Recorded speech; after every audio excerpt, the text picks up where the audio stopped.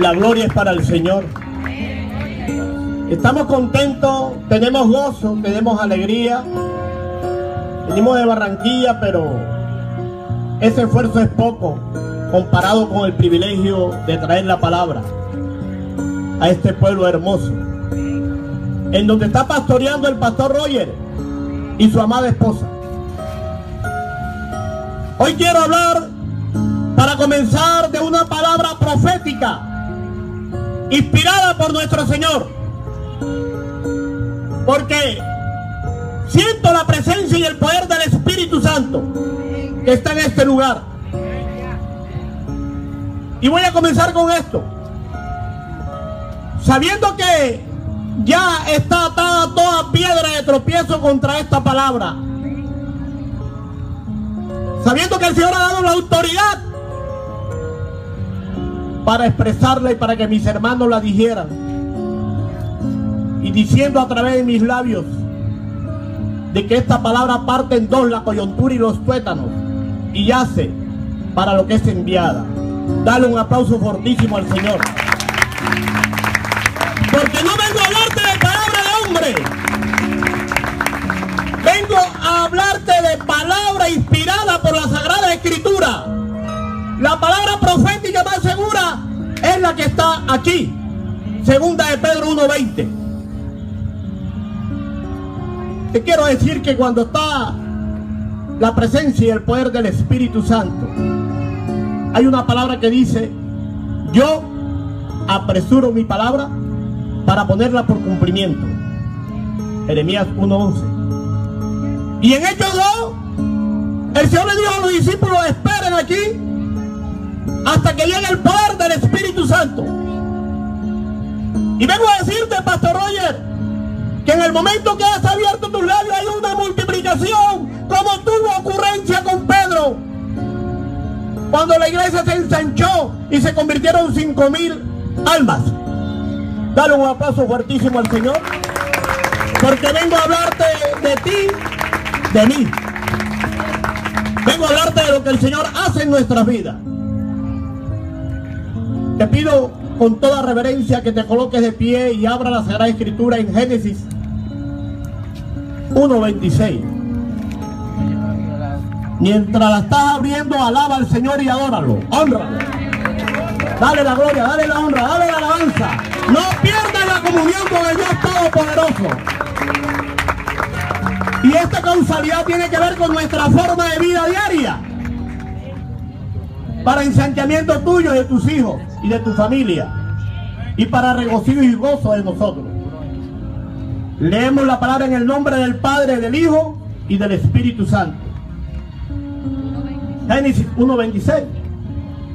Entonces dijo Dios: hagamos al hombre a nuestra imagen, conforme a nuestra semejanza, y señoree en los peces del mar, en las aves de los cielos, en la bestia en toda la tierra y en todo animal que se arrastra sobre la tierra. Puedes sentarte. Señor, te doy gracias por esta palabra. Te pido, Señor, que haga lo que tenga que hacer en el nombre poderoso de Jesús. Si usted analiza la transcripción, dice: entonces dijo. La palabra decir la expresó: hagamos al hombre a nuestra imagen. Hay tres palabras que me llaman poderosamente la atención aquí: la palabra imagen, semejanza y señoreo. Te quiero decir que esas tres tú las tienes, porque el Señor te las ha entregado. La palabra imagen está hablando del carácter, está hablando de la personalidad, está hablando de la identidad con Cristo, y la voy a desarrollar aquí en esta prédica. Y la palabra semejanza tiene que ver con la misericordia de Dios, con el amor. El amor llega al tercer cielo. El amor es algo incorruptible. Es necesaria la fe y la esperanza, pero de los tres el mayor es el amor. Lo puedes leer en Corintios 13, primera. Y quiero hablarte de enseñorearse, porque el Señor te mandó a enseñorearte de todo. ¿Por qué el pueblo pasa tanta necesidad? Porque no se enseñorea de todas aquellas cosas que el Señor les quiere entregar. ¿Por qué? Porque no se tiene identidad, porque no se tiene personalidad, porque no existe misericordia, pero no existe compasión. Si nosotros llegamos a tener todo esto que te estoy pronunciando en esta noche, téngalo por seguro que te vas a enseñorear, que vas a tener un hogar próspero, no solamente en el ámbito económico, sino una prosperidad en donde hay santidad, en donde hay abundancia, pero en el amor, en donde tus hijos prosperan, así como lo dice la palabra en la Sagrada Escritura en el Salmo 133. De la cabeza de ustedes baja una unción fresca para todos sus hijos, rompiendo todo yugo de impiedad, porque hay libertad y van a salir hijos sencillos y humildes, pero con una sabiduría y conocimiento del Dios Todopoderoso que está en los cielos. La gloria es para el Señor. Dale el aplauso fuerte. Te quiero hablar de esto y me gusta hablar sobre, porque es que cuando nosotros decimos esa palabra hermosa que dijo el Señor a Moisés cuando se lo encontró en Éxodo 3, Moisés le preguntó: Señor, ¿y quién digo que eres tú? El Señor dijo: dile que yo soy el que soy. El Señor está hablando de eternidad, de una eternidad que te quiere regalar a ti, a mí, a nuestros hijos. Dile que yo soy el que soy. Sin embargo, ya vemos que cuando nuestro Señor Jesucristo caminó por las calles polvorientas de Jerusalén, llegó a expresar: son unos sepulcros blanqueados, muy bonitos por fuera, pero por dentro están podridos. Y calaba en mí esta palabra, porque a veces me he puesto a leer la prensa y he encontrado ciertas palabras que la persona trata como de impulsarse en su propio yo, en el orden secular, y no acata ni siquiera la autoridad que está establecida aquí en la tierra. Y yo sé que nosotros la acatamos porque tenemos identidad. Hace poco se le pidió documentos, se le pidió papeles a una persona y salió en la prensa: tú no sabes quién soy yo, como sacando a relucir el cargo que ejercía a nivel de política. Tú no sabes quién soy yo. Lo importante es saber quién somos en Cristo. ¿Por qué? Porque cuando se tiene identidad, hermano, y yo sé que tú la tienes, la persona no se disfraza. La persona quita el yo para que sea el Señor que comience a crecer en él. Fíjese usted que cuando llegó nuestro Señor Jesucristo, Juan Bautista tuvo mucha sencillez y humildad. Juan Bautista pronunció: el que ha llegado no soy digno ni siquiera de quitarle las sandalias. Es necesario que yo mengüe para que crezca él. Pero hay algo muy importante, de que en esa época había un velo que separaba a los santos de los santísimos. En esa época había cierta situación en la cual el sacerdote se presentaba cada año en el tabernáculo y mataba un becerro por la expiación de los pecados de nosotros. Y me preguntaba por qué la palabra en Mateo 27:51 dice: el velo se rasgó de abajo hacia arriba.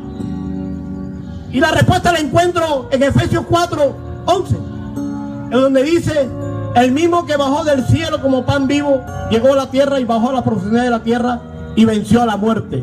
El Cristo de la gloria, el Cristo vivo. Él venció a la muerte, Él quitó el velo. Él te está diciendo esta noche: tú eres casa espiritual, tú tienes el Espíritu Santo. Ahí mismo empezó a formarse la iglesia.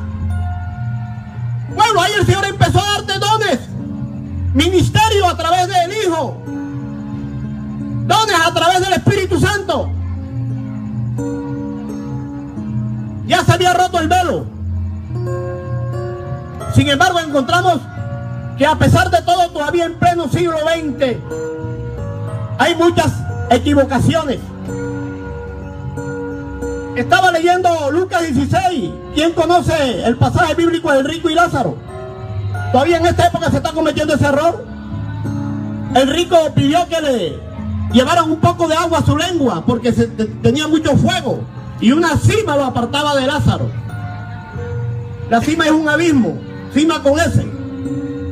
Estaba en el infierno. Hay veces que cuando la persona muere, si está sin Cristo, por mucha agua que le eches en el cajón, no se va a salvar. El Señor hoy nos está hablando del río de agua viva que da vida eterna. ¿Cuál es el río de agua viva que da vida eterna, hermano? Te explico, es la palabra. La palabra. Tenemos que tener una vivencia en la palabra. Tenemos que ser santificados. Tenemos que glorificar al Señor. Tenemos que hacer una búsqueda en vigilia, en ayuno y en oración diariamente, pero ser hacedores de la palabra. ¿Por qué? Porque aquel disfraz no nos sirve para nada. Comentaba ahorita con el amado pastor Javier acerca de esto, que el rey Acab en Primera de Reyes 22:30 se disfrazó para salir a la batalla. Imagínese usted, salió a la batalla disfrazado, pero como era una persona que no tenía la armadura de Dios, porque no estaba ceñido los lomos con la verdad, lo que está determinado en Efesios 6:10, no tenía el yelmo de la salvación, no tenía la coraza de la justicia, no andaba con el calzado del evangelio. ¿Qué ocurrió aquí? Lanzaron una lanza al aire y la lanza llegó, entró por el corcel y murió. En estos tiempos está ocurriendo así. Tenemos que tener el agua de vida eterna. El Señor te ha llamado para cosas grandes. Yo te quiero decir que las cosas del mundo no llenan para nada. Cuando yo no había conocido al Señor, tomaba y al día siguiente amanecía peor. Se tenía un gozo momentáneo. Y te quiero decir que el gozo del Señor es lo mejor. ¿Sabes por qué el Señor le dijo a la samaritana, cuando Él le pidió agua, y ella le dijo, ¿y quién eres tú para que pidas agua? Le dijo, si tú supieras quién soy yo, me pedirías agua de vida eterna. Pero como el Señor es Dios y tiene el don de ciencia, Él sabía cuál era la vida de la samaritana y le dijo, 5 maridos has tenido, pero el que tienes actualmente no es tuyo. Ella se quedó perpleja porque dijo, ¿y quién es este? Este es un profeta. Y empezó a hablar sobre este hecho. El Señor le estaba diciendo el agua de vida eterna. ¿Por qué? Porque el hecho de tener 5 maridos no la iba a satisfacer nunca. Solamente cuando llegamos a los pies de Cristo es que tenemos llenura del poder del Espíritu Santo. Solamente cuando llegamos al Cristo vivo es que tenemos la verdadera llenura. Solamente cuando Cristo vive en nosotros es que llegamos a conocer qué es la verdad y qué es el gozo. Después de la fiesta del tabernáculo, Mateo capítulo 7 versículo 37 habla sobre esto. Después de la fiesta del Señor, nuestro Señor Jesucristo se colocó de pie y a gran voz llamó al pueblo y le dijo, venid a mí todos los sedientos, todos los que tengan sed y hambre de justicia, porque yo haré descansar. El Señor está refiriendo en esta época, y te hablo de algo que forma parte del rudimento del mundo, a los carnavales. Esa agua no va a llenar. El borracho va a volver a decir, cuando tiene el dolor de cabeza, ya no vuelvo a beber más. Pero vuelve nuevamente, ¿sabes por qué? Porque esa agua no llena. El agua que llena es la palabra. Cuando el Señor te dice a través de la palabra en Isaías 60, levántate y resplandece Sión, porque la gloria de Dios ha llegado a ti. Hay un tremendo levantamiento. Cuando el Señor te dice, esfuérzate y sé valiente, porque voy delante de ti como poderoso gigante, esa persona se anima, porque es la palabra viva la que está ahí, la palabra que vivifica, la palabra que genera vida y en abundancia. Es la palabra del Señor, la misma que cuando Él dijo, hagamos al hombre a nuestra imagen y semejanza, y señorece de todo.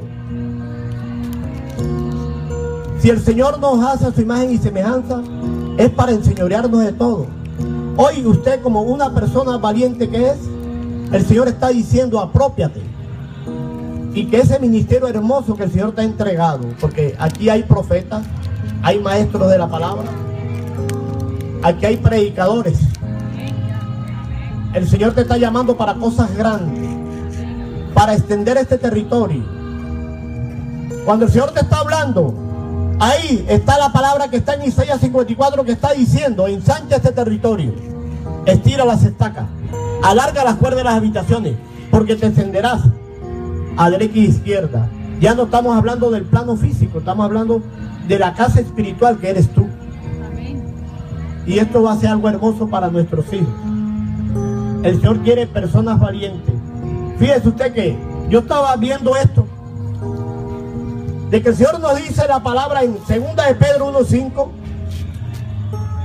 que la fe tiene que tener virtud, buena conducta, que la buena conducta tiene que tener conocimiento, que el conocimiento tiene que tener control y dominio, y el control y dominio, afecto fraternal y piedad. Teniendo tales cosas, no va a haber nadie ocioso. ¿Sabe por qué el Señor está diciendo esto? Porque nos necesita como valientes guerreros del Evangelio. No nos necesita jugando dominó, no nos necesita en cuestión, sino porque hay mucha necesidad. Hay mucho pueblo que se está perdiendo. Yo tuve una visión una vez y vive Jehová en cuya presencia estoy, que vi como el rostro del Señor derramaba lágrimas. Vi un rostro que derramaba lágrimas de sangre. Y una madrugada recibí esa palabra: Jesús, Jesús, qué dulce es tu santo nombre. Tu nombre es como el dulce de la miel de abeja. Y me preguntaba: Señor, ¿esto qué es? Y me iba a Ezequiel 3:3, que dice: come del rollo porque te sabrá dulce, pero será amargo cuando llegue a tu vientre, porque habrá que hablar a mucho pueblo rebelde para que se convierta. Hoy el Señor nos está llamando como predicadores. En ti hay un predicador. Si el Señor lo hizo desde los 12 años, si el Señor llegó a considerar que aún la familia de Él, y dijo: hermanos míos son los que hacen la palabra del Señor. En esto está formado el carácter del cristiano. Los hermanos tuyos son los que están bajo la cobertura de Dios. Los hermanos tuyos son los que tienen la sabiduría que proviene de lo alto. Esa sabiduría hermosa, que es pura, que es bondadosa, que es llena de piedad, que no tiene hipocresía, que no tiene mentira. Esa es la verdadera sabiduría. Aquí hay personas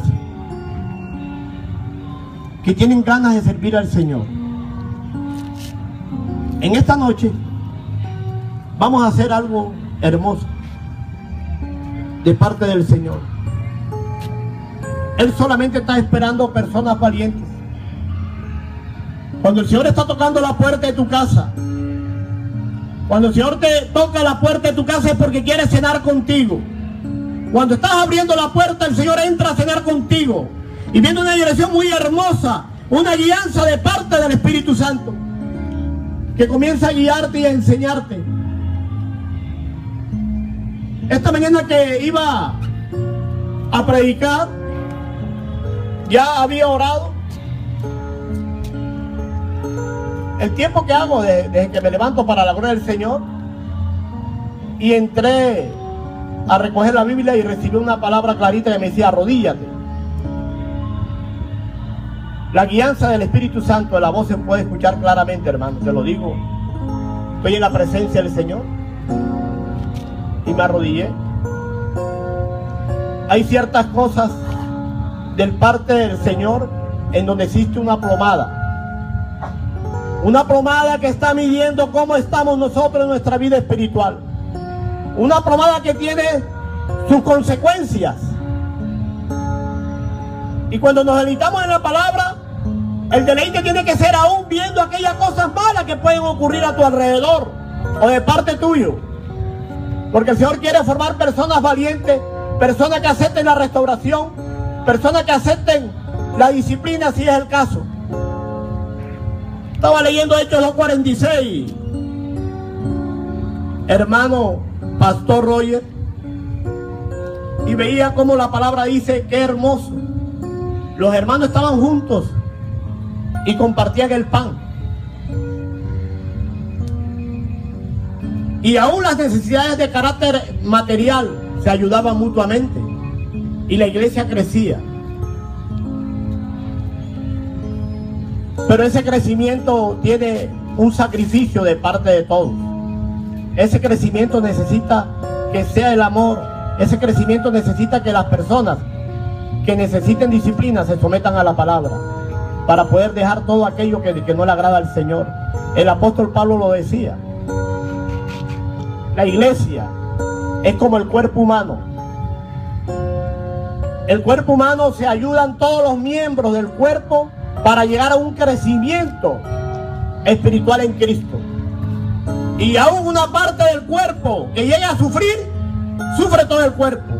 Te pongo un ejemplo. Si la persona que es un obrero, que está trabajando con martillo,